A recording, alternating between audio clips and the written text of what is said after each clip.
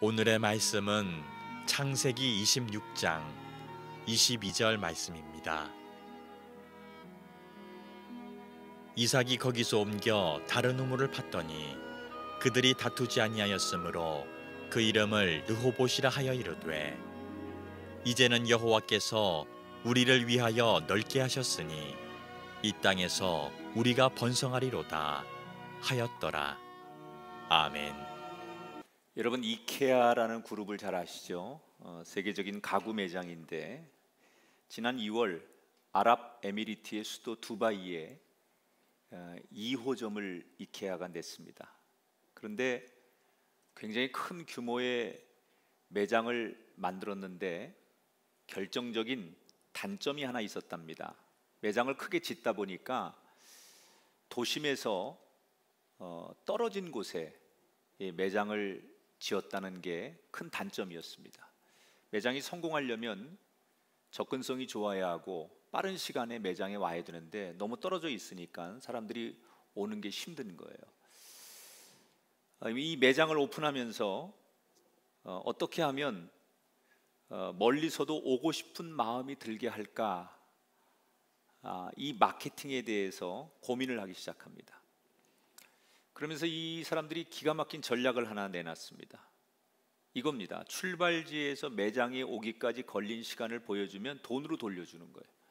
예를 들어서 나는 집에서 출발했는데 매장까지 49분 걸렸다 그러면 작은 의자를 하나 살 수 있는 정도의 쿠폰을 주는 거예요. 만약에 2시간 걸렸다 그러면 2시간 정도에 해당하는 돈을 주고 책상 하나를 살 수 있도록 하고, 나는 5분밖에 안 걸렸다 그러면 핫도그 사 먹으세요. 그리고 핫도그 쿠폰을 하나 준답니다. 이 기가 막히고 색다른 전략 덕분에 이 이케아 매장은 전쟁 같은 가구 시장에서 빠른 시간 내에 고객을 얻는 데 성공을 하게 됩니다.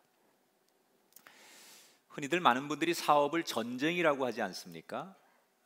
그래서 이기려면 색다른 전략이 필요하다. 그래서 지금도 많은 기업들이 번뜩이는 광고 하나를 얻기 위해서 막대한 돈을 쏟습니다. 그런데 사실 전쟁이라는 게 사업만 해당되는 게 아니죠. 공부하는 학생들도 공부하는 게 전쟁이고, 취업도 전쟁이고, 넓게 보면 우리 인생 자체가 전쟁입니다. 싸워야 될 대상은 저마다 다르지만 우리는 누군가와 싸우며 오늘 하루를 살아가는 존재들입니다. 그러면 이 전쟁과도 같은 인생을 이기려면 결론은 남들처럼 살아서는 안 됩니다. 남들과 다르게 살아야 돼요. 오늘 남들과 다르게 산다는 건 뭘 말하는 거냐? 우리가 읽은 창세기 26장에 그렇게 산 사람을 잘 보여주는 대표적인 인물이 이삭이라고 하는 사람이에요. 이 이삭의 인생은 한마디로 요약하면 전쟁과 같은 삶을 살아요. 그런데 이 이삭은 남들처럼 사는 대신 남들과 다른 모습으로 살았기 때문에 전쟁과 같은 인생에서 아름다운 인생의 결실을 맺는 걸 보여줘요. 자, 이삭, 아브라함의 아들 이삭, 야곱의 아버지 이삭. 지난 시간에 이 이삭 이야기를 하면서 결혼을 한 이삭이 아내 리브가와 함께 자기가 살던 땅에 큰 흉년이 들어서 먹을 양식을 찾아서 그랄이라고 하는 지역으로 이주한 얘기를 소개해드렸어요. 원래 이삭은 먹을 양식을 구하기 위해서 이집트, 애굽으로 가고 싶었지만 하나님께서 약속의 땅을 떠나지 말아라. 그래서 애굽 대신 그랄로 가게 됩니다. 그곳에서 해프닝이 있었죠. 자기 아내가 너무 예쁜 거예요. 그래서 이 문남자들이 자기 아내를 탐내고 자기를 죽일까 봐 아내를 누이 동생이라고 속였다가 큰 망신을 당하는 이야기. 지난주에 설교한 내용입니다. 기억하시죠? 그냥 고개를 끄덕여 주세요. 기억난다고. 자, 이렇게 그랄에서 하나님의 은혜로 별일 없이 살아가는 이삭. 거기서 무슨 일이 있었는지가 오늘 성경이 시작하는 첫 얘기예요. 그 그랄에 머무는 동안 이삭의 부부에게 무슨 일이 있었을까? 12절부터 14절에 보니까 오늘 성경을 이렇게 엽니다. 이삭이 그 땅에서 농사하여 그 해에 100배나 얻었고 여호와께서 복을 주심으로 창대하고 왕성하여 마침내 거부가 되어 양과 소가 떼를 이루고 종이 심히 많았으므로. 자, 이삭이 그랄 지역에 이주해서 터를 잡고 농사를 졌다는 거예요. 그런데 신기하죠. 분명히 지금 흉년 때고 남들은 농사를 져도 농사가 잘 안 되는데 이삭만 농사를 지으면 풍년이 드는 거예요. 모두가 풍년이 들면 그런가 할 텐데 다른 사람들은 농사를 열심히 져도 흉년이 들고 농사가 안 되는데 이삭만 그 땅에서 농사를 지면 풍년이 드는 거예요. 원래 이삭은 농사꾼이 아니에요. 이삭은 직업이 목축업이죠. 양을 치던 사람이에요. 그런데 갑자기 농사에 뛰어든 거죠. 왜? 먹을 양식이 없으니까, 목축업 가지고는 살 수가 없으니까 농사를 짓게 되는 거예요. 농사 해보신 분들 알겠지만요, 농사 우습게 볼 일이 아닙니다. 그깟 거 곡괭이 하나 가지고 가서 땅 파고 씨 뿌리고 그러면 농사지. 천만의 말씀이요. 농사는 오랜 경험과 노하우가 있어야 돼요. 갑자기 뛰어든다고 농사가 되는 게 아닙니다. 그런데 평생 해보지 않은 농사를 이 그랄에서 어쩔 수 없이 짓게 된 이삭이 오랫동안 평생 농사를 지은 사람보다도 풍년이 들었다. 성경에 보니까 30배, 100배의 열매를 거뒀다 그러는데, 이거는 저 사람보다 내가 100배로 수확이 많았다 그런 얘기가 아니라 이건 상징적인 거예요. 성경에서 하나님이 주시는 최대치의 복을 얘기할 때 100배를 얘기하는, 그러니까 얼마나 다른 사람보다 많은 축복을 받았는지를 성경이 상징적으로 증언해 주는 거예요. 그런데 오늘 성경은 누가 이삭에게 이런 풍년이라는 복을 주느냐 아주 명확하게 기록했어요. 12절에 보니까 따라합시다. 여호와께서 복을 주심으로. 이삭이 자기가 잘해서 복을 받는 게 아니라 여호와께서 이삭에게 복을 주셨다라고 성경은 정확하게 기록을 했어요. 왜 그러면 그 땅에 많은 사람들이 농사를 졌는데 하나님께서 이삭에게만 복을 주셨느냐? 그 이유는 하나님이 너 세상적으로 먹고 살기 위해서 이집트로 내려가지 말고 내가 머물라고 하는 이 땅에 나를 믿고 머물러라 라고 하는 하나님의 말씀을 지키려고 이삭이 노력했다는 거예요.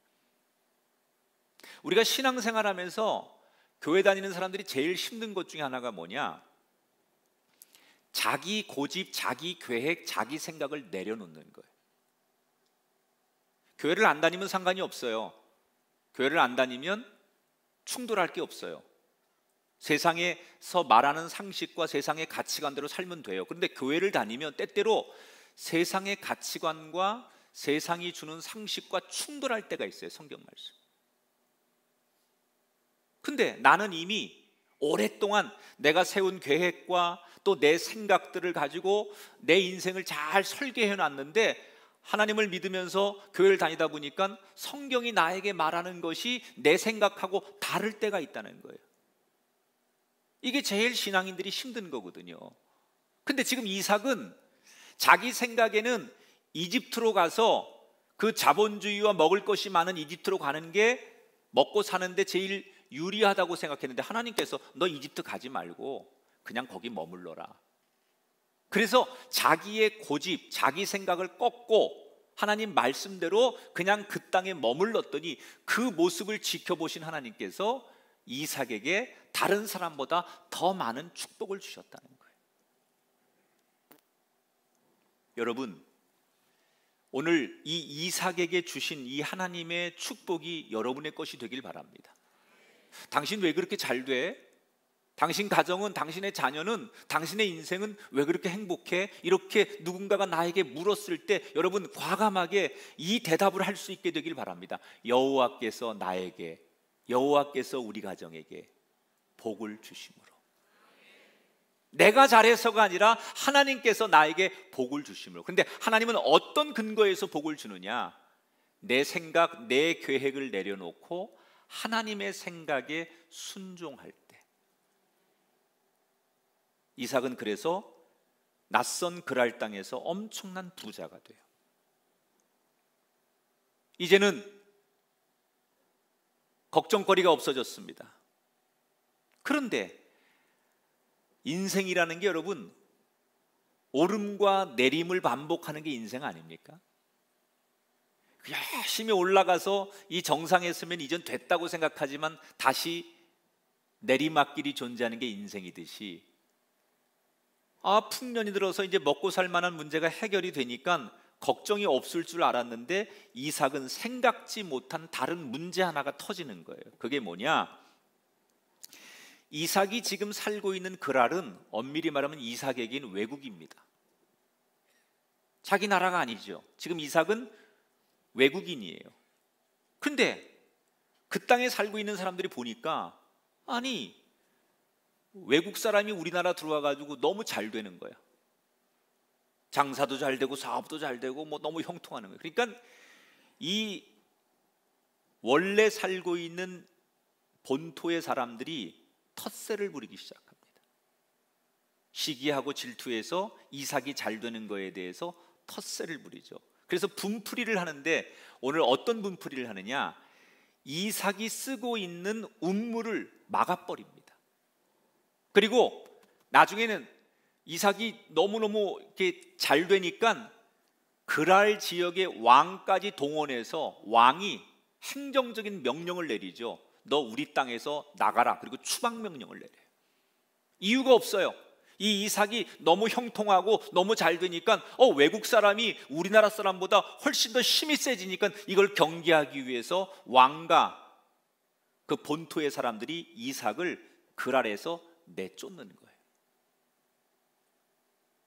그래서 이삭이 억울하지만 그 그랄이라고 하는 도시로부터 쫓겨나서 어디로 가느냐?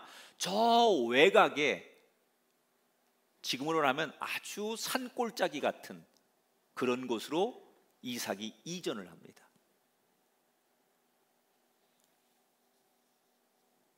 거기 가서 이제 새롭게 시작하는 거예요. 농사도 다시 짓고 가축도 치고, 그리고 제일 중요한 게 당신은 운물을 파는 거예요. 운물. 이 중동은 대부분 사막 아니면 산악지대예요. 그래서 반드시 사람이 생존하기 위해서, 농사를 짓기 위해서, 가축을 키우기 위해서 제일 필요한 게 물입니다. 그래서 운물을 확보하는 게 이 사람들에겐 제일 중요한데 오늘 운물 얘기가 많이 나와요.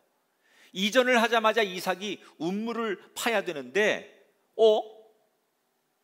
새롭게 이전한 그곳에서 농사도 잘 되고 가축도 잘 먹여지고 운물도 팝니다. 너무너무 잘 되는 거예요. 낯선 땅으로 이주를 했는데도 거기서도 여전히 이삭은 하는 일마다 다 잘 되는 거예요. 왜? 하나님께서 그를 지켜주시고 하나님께서 복을 주셨기 때문에. 저는 이 대목에서 이런 생각이 들었어요. 여러분,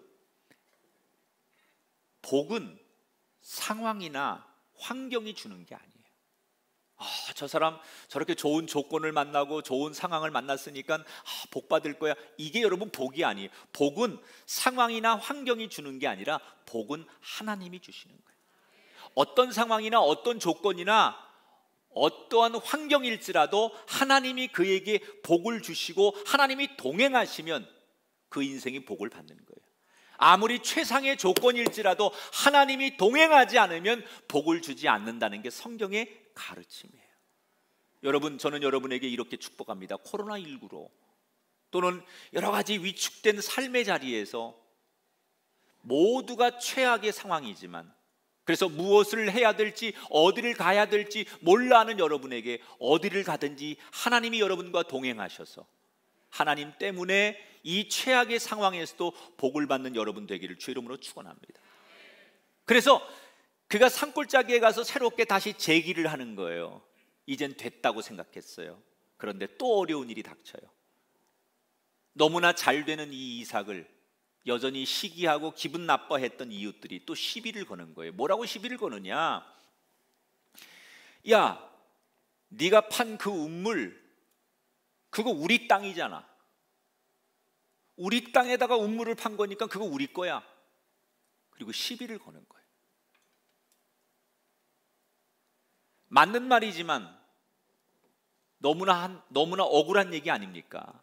사실 고대 사회에서 우물을 하나 판다는 건요, 제가 문헌을 찾아보니까 이 당시에 우물을 찾으려면 수맥을 찾아야 되는데, 지금은 기계, 컴퓨터라든지 뭐 이렇게 땅을 파는 기계가 다 아주 이렇게 수맥을 잘 찾아주고 우물을 파잖아요. 근데 고대에는 다 사람이 하는 거예요.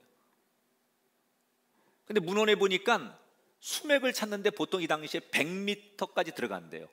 이스라엘은 100m 땅속까지 들어가서 수맥을 찾아가지고 그 수맥을 연결해서 우물을 만드는 거예요. 그럼 생각해 보세요. 수맥을 찾는 것도 어렵지만 수맥을 찾아서 우물을 만들려면 다시 이렇게 어떤 규모에 맞춰서 터파기를 하고 거기다가 돌을 쌓고 뭐 이렇게 해가지고 우물을 만들려면 이 굉장한 거거든요. 그러나 그만한 값어치가 있기 때문에 사람들은 우물을 만드는 건데, 이 우물은 결국 누가 만드느냐? 막대한 노동력과 자금이 있는 사람만 하는 거예요. 일반 서민들은 우물을 만들 생각을 꿈도 꾸지 못하는 거예요. 이삭 정도 되는 자금력과 노동력이 풍부한 사람이 우물을 만드는 거예요. 그런데 그 우물을 원주민들이 와서 자기네 땅에서 판 거니까 달라는 거예요. 자, 여러분이라면 어떻게 하겠습니까? 싸워야죠. 그죠? 아니, 이 텃세를 부리고 말도 안 되는 거 가지고 이렇게 시비를 거는 이 사람들에게 계속 당할 수는 없으니까 까짓거 싸우자. 그런데 이삭은 싸우지 않아요. 그냥 순순히 아무 말 없이 우물을 양보합니다. 근데 사실은 이삭은 당시에 그 원주민들보다 힘이 셌습니다. 데리고 있는 군인들의 사병 숫자도 많았습니다. 또 분노한 그 종들이 싸우려고 하는 의지도 강했습니다. 그런데 오히려 주인인 이삭이 종들을 말려요. 그러지 말아라. 원주민들하고 싸우면 안 된다. 우물까지 또 파면 되지. 그리고 그냥 우물을 쉽게 내줍니다. 그리고 다시 우물을 파는 거예요. 그런데 신기하게도 이번에도 한 번에 우물을 얻었어요. 그런데 얼마 지나지 않아 지난번과 똑같은 악몽이 벌어집니다. 이 두 번째 우물도 역시 그 원주민들이 찾아와서 우리 땅의 우물이니까 내놔라, 그리고 우기는 거예요. 그래서 또 첫 번째처럼 우물을 양보해 버립니다. 분노한 종들이 이삭에게 항의합니다. 주인님, 우리가 숫자도 많고 우리가 힘도 센데 왜 양보하십니까? 언제까지 이렇게 당하고만 사실 겁니까? 그리고 종들이 오히려 흥분을 하니까 이때 이삭이 종들에게 뭐라고 말을 하느냐? 하나님께서 더 좋은 것을 주실 테니 기다려보자, 이 이야기를 해요. 그리고는 종들에게 힘들지만 다시 우물을 팔아. 종들은 화가 났지만 주인이 명령하니까 억울하지만 다시 수맥을 찾습니다. 툴툴거리며 수맥을 찾는데 신기하죠? 금방 수맥을, 그 어려운 수맥을, 평생 해도 못 찾는 수맥을 이삭의 가정에서는 금방 또 다른 수맥을 찾고 땅을 파는데 놀라운 일이 일어납니다. 이전에 뺏겼던 두 번의 우물보다 훨씬 더 물이 양이 많고 물이 질이 좋은 수맥을 찾은 거예요. 첫 번째, 두 번째 우물도 좋았지만 그 우물에 비교할 수 없을 만큼 양도 많고 물의 질이 좋은 진짜 최상급의 우물을 확보하게 됩니다. 그리고 우물을 파지요. 공사를 했어요. 그리고 불안해하며 저들이 또 와서 시비를 걸지 않을까 기다리는 거예요. 그런데 세 번째 우물부터는 시비를 걸지 않아요. 원주민들이 더 이상 아무리 시비를 걸어봤자 저 이삭은 우리가 시비를 걸면 그 우물을 주고 또 더 좋은 걸 만들어내는 그 과정을 지켜보면서 더 이상 시비를 거는 게 의미가 없다고 생각해서 세 번째 우물부터는 시비를 걸지 않아요. 모든 이 과정을 다 지켜보며 이삭이 두 손을 높이 하늘을 향해 치켜들고 사람들이 보는 앞에서 하나님을 향한 고백을 하죠. 그 내용이 오늘 성경 22절에 나오는데 이걸 제가 새 번역서로 읽어드릴게요. 한번 화면을 보시고 같이 읽어볼게요. 이제 주님께서 우리가 살 곳을 넓히셨으니 여기에서 우리가 번성하게 되었다 하면서 그 우물 이름을 르호봇이라고 하였다. 따라합시다. 주님께서 우리가 살 곳을 넓히셨으니.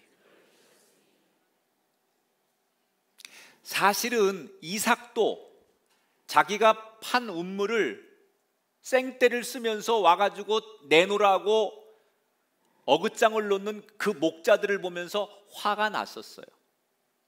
억울했었어요.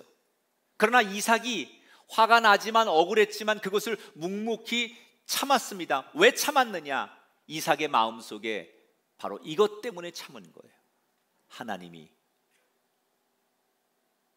더 좋은 것을 준비해 주시겠지. 그 하나님을 신뢰한 거예요. 다시 말하면 하나님을 신뢰하는 사람을 향한 하나님의 큰 그림을 이삭은 믿었던 거예요. 그래서 눈앞에 닥친 희로애락에 울거나 웃지 않고 일희일비하지 않은 거예요. 하나님께서 내가 모르는 더 큰 그림을 그리고 계실 거야 라고 생각하고 하나님을 신뢰했기 때문에 그 억울하고 고통스러운 상황을 이길 수 있었다는 거예요. 우리가 세상을 살다 보면 때때로 속상하고 억울하고 답답한 일을 만날 때가 있어요. 그럴 때 세상 사람들은 억울하고 속상하면 세상 방법으로 맞서야 되고 또 이겨야 되고, 이기지 못하면 두고두고 그 분노의 마음을 가지고 복수하고 사는 게 세상의 방식이에요. 그런데 오늘 성경이 우리에게 뭐를 가르쳐요? 믿는 사람은 달라야 된다는 거예요. 하나님의 자녀는 달라야 된다는 거예요. 어떻게 달라야 되느냐? 하나님이 내가 그리지 못하는 더 큰 그림을 그리고 계심을 기대하라는 거예요. 내가 지금 억울한 일을 만나고 답답하고 속상한 일을 만났을지라도 그 억울하고 답답한 것을 가지고 하나님께서 내게 더 유익되고 좋은 미래의 그림을 그리고 있음을 기대하라는 거예요. 이 그림을 기대했던 사람 중에 하나가 다윗 아닙니까? 여러분, 이 다윗이 10수년간 당시의 사울 왕에게 쫓겨다닙니다.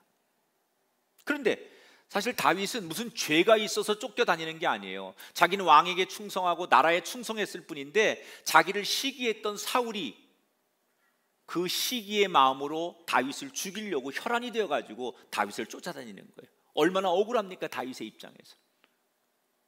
그런데 그렇게 막 숨어다니고 도망다니고 쫓겨다니는 그때 하나님이 이 다윗에게 큰 그림을 그리고 계셨어요. 그게 뭐냐? 다윗이 막 도망다니면서 자기처럼 세상에 억울하고 누명 쓰고 답답하고 힘든 사람들을 가는 곳마다 수백 명을 만났어요, 그때. 그리고 그들을, 그 답답하고 억울한 사람들을 위로해주고 그들을 상담해주고 그들을 격려하다 보니까 자연스럽게 그 약한 자들, 억울한 사람, 세상에 이렇게 힘없는 사람들이 심에 당하고 억울하게 사는 사람들이 많다는 것을 그때 쫓겨다니면서 다윗은 배운 거예요. 그리고 리더십이 생긴 거예요. 훗날 왕이 되고 보니까 왕의 자리에 앉아서 세상을 보는 게 아니라 자기가 가장 어려울 때, 쫓겨다닐 때, 억울할 때 그 세상에 살면서 바닥의 민심, 세상 사람들을 경험했기 때문에 왕이 된 뒤에 그들의 마음으로 정치하고 그들의 마음으로 백성을 다스렸더니 역사상 가장 위대한 왕으로, 그의 통치 기간에 가장 부흥하는 나라로, 결국 하나님은 억울한 그때 다윗에게 더 큰 그림을 그리셨기 때문에 다윗이 훗날 위대한 왕이 될 수 있었다는 거예요. 혹시 이 자리에 정말 나는 억울하고 또 너무 고통스럽고 그리고 속상하고 답답한 일을 만나셔서 정말 마음속에 흥분과 나도 모르는 분노로 이 자리에 오신 분이 계시다면, 예배를 드리기 전까지 그 마음이셨다 할지라도 오늘 예배를 드리시면서 여러분의 마음속에 이 말씀이 자리 잡기를 바랍니다. 하나님이 나에게 더 큰 그림을 그리고 계신데 나는 그 하나님을 신뢰하자. 이삭처럼 다윗처럼 하나님이 나를 절대로 버리지 않으시고 이 고난과 환난 뒤에 더 좋은 것을 준비하고 계심을 믿고 그 하나님을 바라보시기를 축원합니다. 그래서 이걸 너무나 잘 아는 사도 바울이 우리에게 뭐라고 가르쳐요? 항상 기뻐하고 쉬지 말고 기도하고 범사에 감사하라. 사도 바울이 이 말을 할 수 있었던 것은 지금 제가 드리는 이 설교 내용을 알고 있었던 거예요. 내가 아무리 억울하고 속상하고 힘든 일을 만나도 하나님은 나를 버리지 않으시고 나보다 더 좋은 그림을 그리고 계셨음을 신뢰했기 때문에 무슨 일을 만나든, 억울한 일을 만나든, 고통스러운 일을 만나든 항상 기뻐하고 쉬지 말고 기도하고 범사에 감사하는 사람이 되자. 한번 따라 합시다. 나를 향한 더 큰 그림을 그리시는 하나님을 신뢰합니다. 아멘 하십시다. 그래서 이삭은 오늘 성경에 르호봇이라는 운물을 얻고 그 부근에서 터를 잡고 이제 가장 경제적으로 풍요로운 인생을 사는 거예요.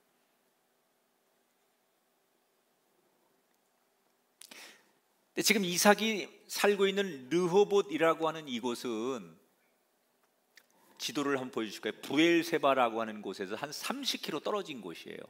저 위가 그랄에서 부엘세바에서 르호봇, 이렇게 지금 옮겨온 거거든요, 이삭이. 근데 사실은 가장 그 이삭에게 영적으로 예배를 드리고 하나님 앞에 예배를 드리는데 좋은 장소는, 은혜의 장소는 부엘세바예요.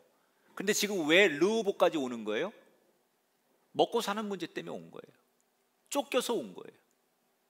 이 르호봇에서 자리를 잡은 거예요.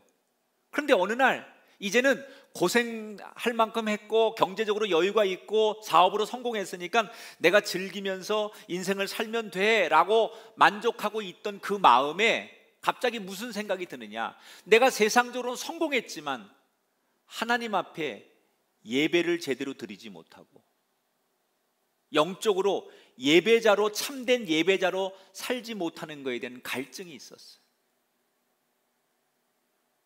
그래서 고민을 합니다. 세상적으로 내가 성공했지만 하나님 앞에 올바른 예배자로 살지 못하는 낯선 땅에 와 있는 내 자신을 보면서 예배의 자리로 돌아가고 싶은 거예요. 고민을 하다가 이 이삭이 결단을 합니다. 내가 아무리 세상적으로 이곳에서 먹고 사는 문제가 해결된다 할지라도 하나님 앞에 경건하게 예배하고 하나님을 참되게 예배하는 것을 못한다면 무슨 삶의 행복이 있을까? 그래서 과감하게 자기의 삶의 기반을 버려두고 다시 부엘세바로 그가 올라가게 됩니다. 부엘세바는 어떤 곳이라고요? 하나님을 예배하기에 가장 좋은 곳이 부엘세바예요. 그런데 자기의 모든 세상적인 걸 내려놓고 과감하게 결단하고, 그래, 더 이상 내가 돈 벌고 세상적으로 성공하는 거 의미 없어, 이제 하나님 앞에 거룩한 예배자로 살 거야, 그리고 결단하고 과감하게 부엘세바로 돌아가는 그날 밤 하나님께서 이삭에게 나타나셔서 친히 이삭에게 축복을 약속하시는 내용이 24절에 나와요. 같이 읽어보세요. 두려워 말라. 내가 너와 함께 있어. 내게 복을 주고 내 자손이 번성하게 하리라. 세 가지를 약속하셔서 하나님께서 두려워하지 말아라. 여러분, 최고의 복은 두려움이 없는 거예요.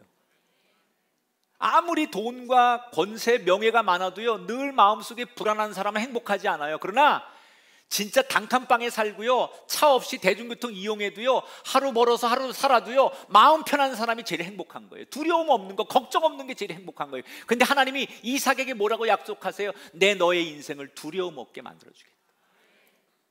두 번째 뭘 약속해요? 내가 너와 함께 하겠다. 세 번째 뭐라고 얘기를 해요? 너의 자손을, 너의 미래를 책임져 주겠다. 여러분, 이 하나님이 이삭에게 약속하신 복이 우리에게도 들려지게 되기를 축복합니다. 이때 사실 세상적인 부를 내려놓고 참다운 예배자가 되기 위해서 브엘세바로 갔는데 그곳에서 하나님은 더 좋은 축복을 주시는 거예요. 그러니까 보세요. 가는 곳마다 잘 돼요. 거기가 어디냐가 중요하지 않아요. 누구를 만났느냐가 중요하지 않아요. 가는 곳마다 하나님께서 준비하시고 가는 곳마다 잘 되게 하는 게 복이라는 거예요. 이걸 축복이라고 하는 거예요. 이삭은 가는 곳마다 잘 됩니다. 그런데 그렇게 브엘세바에서 다시 터전을 잡고 행복하게 살고 있던 어느 날 이삭이 살던 이곳에 예상치 못한 손님 하나가 찾아옵니다. 누구냐? 얼마 전에 자기를 추방시켰던 그랄 왕이 군대 장관과 비서실장을 대동하고 자기를 찾아와요. 이 사람은 왜 갑자기 이삭을 찾아왔느냐? 이삭이 자기가 살고 있는 그랄에서 가까운 브엘세바에 와서 살고 있다는 얘기를 듣고 이삭이 두렵기 시작한 거예요. 자, 이 왕이 한 얘기 들어볼까요? 28절, 29절 왕이 이삭에게 한 얘기예요. 여호와께서 너와 함께 계심을 우리가 분명히 보았으므로 우리가 너 사이에 계약을 맺으리라. 너는 우리를 해하지 말라. 이는 우리가 너를 평안히 가게 하였음이니라. 왕이 이삭을 보고 두려움을 느꼈다 그랬어요. 무슨 두려움? 아무리 세상적으로 우리가 너를 해하려고 하고 너를 네 것을 뺏으려고 해도 네 뒤에 하나님이 계시기 때문에 너를 이길 수 없어서 두렵다는 거예요. 이 당시 역사책에 보면 이삭은 당시의 나라라는 것은 지금처럼 이렇게 큰 국가가 아니에요. 조그만 부족 국가예요. 그러니까 한 나라의 왕이지만 그랄 왕은 우리가 생각하는 그렇게 로마처럼 큰 나라가 아니라 조그만 부족의 왕인데, 그래도 이 부족의 왕이 갖는 권력이 대단했는데 이삭이 개인적으로 얼마나 축복을 많이 받았는지 왕이 가지고 있는 권력과 힘보다 더 많은 축복을 받습니다. 그러니까 왕이 위협을 느끼는 거예요. 근데 이 왕이 뭐라고 말해요? 여호와께서 너와 함께 계심을 우리가 분명히 보았다 그랬어요. 근데 이거는 사실 성경을 기록한 사람들이, 저는 이건 좀 이렇게 번역의 오류라든지 내지는 표현을 일부러 그렇게 한 거라고 생각해요. 사실은 왕이 하나님을 본 게 아니라 엄밀히 말하면 너와 하나님이 함께하는 걸 우리가 들었다, 이게 맞는 거예요. 이삭과 함께하는 하나님을 왕이 봐서 정말 하나님이 너와 함께하는 걸 내가 늘 봤다, 그래서 두렵다, 이렇게 얘기하는 거 잘못된 거고, 하나님이 너와 함께한다는 얘기를 내가 늘 들었다, 이게 맞는 번역이에요. 왕은 하나님을 본 적이 없어요. 그러면 이삭 옆에 하나님이 늘 있다는 얘기를 어떻게 알았을까요? 이삭이 하는 거예요. 이삭이. 사람들이 이삭을 부러워하잖아요. 어떻게 농사가 잘 되고, 어떻게 하는 일마다 번성하고, 어떻게 운물을 파면 금방 수맥을 찾고 운물을 완성하고, 당신 도대체 이렇게 잘 되는 비결이 뭐냐, 당신 승승장구하는 비결이 뭐냐, 당신 축복받는 비결이 뭐냐, 이렇게 물어보면 이삭은 그때마다 뭐라고 대답했을까요? 하나님이 나와 함께 하시기 때문입니다. 여호와가 우리와 함께 하시기 때문이다. 하나님이 나를 사랑하시기 때문입니다. 하나님이 나를 지켜주시기 때문입니다. 이 이야기를 이삭이 본인이 하는 거예요.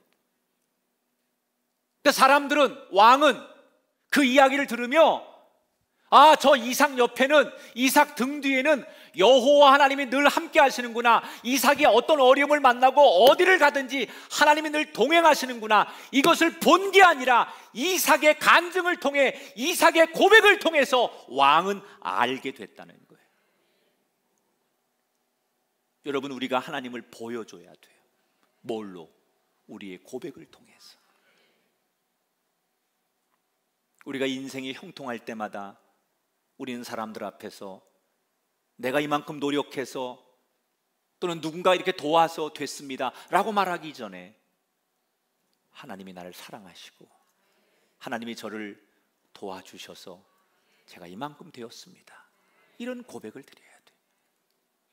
아니, 최악의 경우 일이 안 되고 우리가 뜻한 대로 되지 않았을지라도 우리는 이런 고백을 드려야 돼요. 하나님이 내가 생각하지 않은 더 좋은 그림을 그리고 계신 것을 믿기 때문에 저는 괜찮습니다. 하나님이 계시니까 우리는 괜찮습니다. 이 고백을 우리가 할 때마다 사람들은 우리 곁에 하나님이 계신 것을 보게 될 줄 믿습니다. 이 왕이 찾아와서 스스로 얘기하는 거예요. 지난번에 너무 미안했다, 사과하겠다, 당신을 그렇게 쫓아낸 거 잘못했다, 이제 평화협정을 맺자, 서로 침공하지 않고 서로가 싸우지 않기로 계약을 하자. 왕이 일개 한 주민인 이삭에게 찾아와서 허리를 굽히면서 동맹을 맺자고 제안을 왕이 먼저 하는 거예요. 이때 이삭이 거드름을 피지 않아요. 내가 힘이 있고 능력이 있으니까 왕까지 나한테 찾아와서 굽실거리는 그 모습 앞에 이삭이 복수할 생각하지 않아요. 오늘 30절 31절에 보니까 이삭이 이렇게 하지요. 이삭이 그들을 위하여 잔치를 베풀매 그들이 먹고 마시고 아침에 일찍 일어나 서로 맹세한 후에 이삭이 그들을 보내매 그들이 평안히 갔더라. 여러분, 이 이삭의 인생을 가리켜서 저는 이렇게 정의를 해요. 지고도 승리한 사람, 뺏기고도 축복받은 사람. 따라합시다. 지고도 이기는 사람, 뺏기고도 축복받은 사람. 이게 이삭이에요. 처음엔 다 뺏기고 다 졌어요. 그런데 나중에 보니까 승리는 그 사람 거고 오히려 더 많은 것을 가진 건 그 사람이었다라는 거예요. 우리가 세상에서 무언가를 얻는 방식은 싸워서 쟁취해서 얻는 방식이 있고, 싸우지 않고 쟁취하지 않았음에도 불구하고 저절로 하늘에서 내 손에 주어지는 게 있어요. 이삭은 싸워서 쟁취해서 내 것으로 만든 스타일이 아니라 위로부터 주시는 축복을 소유한 사람이에요. 여러분, 우리의 인생이 누군가 싸워서 쟁취하는 그런 사람이 아니라 위로부터 주시는 하나님의 은총에 소유하는 복의 사람이 되기를 축복합니다. 이전 일을 생각하면 복수해줘야 마땅한 그 왕에게 넓은 아량으로 품어주었던 이삭, 어떻게 그렇게 할 수 있었을까요? 나를 향한 큰 그림을 그리고 계신 하나님에게 집중했기 때문에. 과거의 안 좋은 일, 슬픈 일 알고 보면 이 모든 것이 하나님 그림 안에 있는 거 아닙니까? 우리는 그때는 억울하고 힘들고 안 좋은 일이었지만 그것도 하나님께서 우리의 미래의 큰 그림을 그리는 도구로 사용하고 있다는 것을 우리가 바라보면 지금의 억울하고 고통스럽고 힘든 일 때문에 분노하고 답답해할 이유가 없다는 거예요.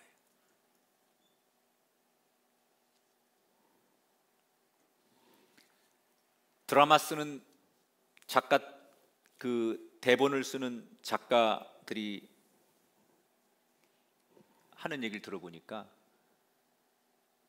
일단은 아침 드라마에 단골 소재로 빼놓지 않아야 될 것 중에 하나가 복수극이라는 거예요. 복수극. 일단 복수극이 들어가면 시청률은 기본은 올라간대. 그 왜 그러냐 내가 작가들한테 물어봐서 그랬더니 대리만족을 느낀다는 거예요. 아침마다 주부들이. 저 남편, 저 시어머니. 그래서 반드시 현대 드라마에 이 작가들이 단골 메뉴로 넣는 게 복수극이라는 게 복수극. 이걸 너무 좋아하는데 현대인들이 막 통쾌해하고, 그만큼 현대인들이 복수에 대한 열망을 가지고 산다는 거예요. 그런데 성경은 다르게 말해요. 과거를 묻지 말아라. 어떤 과거일지라도 넓은 아량으로 다 품어라. 하나님이 더 좋은 그림으로 우리에게 베푸신다는 거예요. 여러분, 우리의 시선을 바꾸시기 바랍니다. 과거에 집중하지 마시고 지금 역사하시고 미래의 그림을 그리시는 그 하나님에게 시선을 바꾸시기 바랍니다. 그 하나님을 바라보면 용서되지 못할 과거, 용서되지 않을 사람은 없습니다. 사랑하는 여러분, 환경과 상황이 인생을 만들지 않습니다. 대처하는 방식이 인생을 결정합니다. 우리는 다르게 살아야 돼요. 순풍이든 역풍이든 나를 향한 하나님의 큰 그림에 집중하시고 과거에 대한 집착 대신 오히려 품어주시고 용납하면 하나님께서 더 큰 그림으로 내 인생을 완성해 주실 것을 기대하시면서, 특별히 오늘 청년주일인데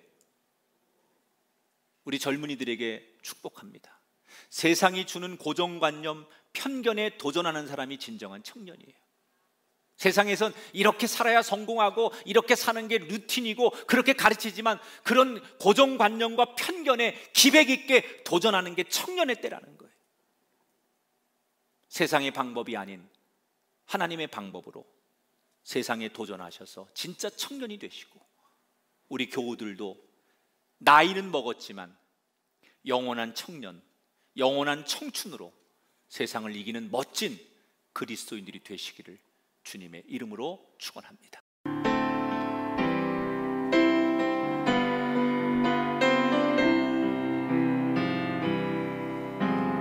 왜 나만 겪는 고난이냐고 불평하지 마세요. 고난의 뒤편에 있는 주님이 주실 축복 미리 보면서 감사하세요. 너무 견디기 힘든 지금 이 순간에도 주님이 일하고 계시잖아요. 남들은 지쳐 앉아 있을지라도 당신만은 일어서세요. 힘을 내세요. 힘을 내세요. 주님이 손잡고 계시잖아요. 주님이 나와 함께함을 믿는다면 어떤 역경도 이길 수 있잖아요. 하면 어떤 고난도 견딜 수 있잖아요.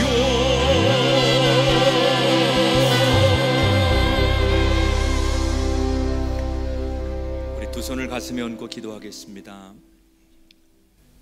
우리는 오늘 하루 무슨 일이 있을까 걱정하며 하루하루를 살아갑니다. 그러나 오늘 말씀과 찬양을 통해서 하나님의 음성을 들려주시니 감사합니다. 모든 일은 다 내 손 안에 있느니라. 염려하지 말라. 내가 너와 함께하리라. 이 말씀이 세상 바람에 지워지지 않도록 성령님 친히 내 안에 새겨 주옵소서. 우리가 오직 하나님께 집중하길 원합니다. 세상과 다르게 살길 원합니다. 순풍을 만나든 역풍을 만나든 하나님의 큰 그림을 믿고 기대하게 하시고 영안을 열어주셔서 역풍 속에서도 저를 아름답게 하시는 주님을 보게 하시고 그 은혜가 나를 지배할 때 복수가 아닌 넓은 마음으로 살게 하옵소서. 오늘 주님만을 기억하며 예배하는 저들에게 심령의 복을 주시고 특별히 어린아이가 예수님께 드렸던 오병이어의 심정으로 드리는 예물을 받아주셔서 이 예배를 마치고 새로운 한 주를 살 때 능력의 손으로 주님께 붙잡히는 거룩한 인생들, 복된 인생들 되게 하여 주옵소서. 세상 파도에 휩쓸리는 것이 아니라 파도를 뛰어넘는 성도가 되게 하시고 우리들의 건강의 문제, 사업의 문제, 가정의 문제, 경제의 문제, 자녀 문제 모든 걱정을 주님께 드립니다. 바라는 것마다 부르짖는 것마다 응답하여 주시되 더 좋은 것으로 응답받게 하옵소서. 코로나19로 애쓰고 수고하는 모든 이들을 위로하시고 연약한 질병과 환경에 놓인 사람들, 환우들에게 건강의 복을 허락하여 주옵소서. 이제는 우리 주 예수 그리스도의 은혜와 하나님 아버지의 극진하신 사랑하심과 성령님의 감화 감동 역사가 우리 가운데 영원히 함께하기를 축원하옵나이다.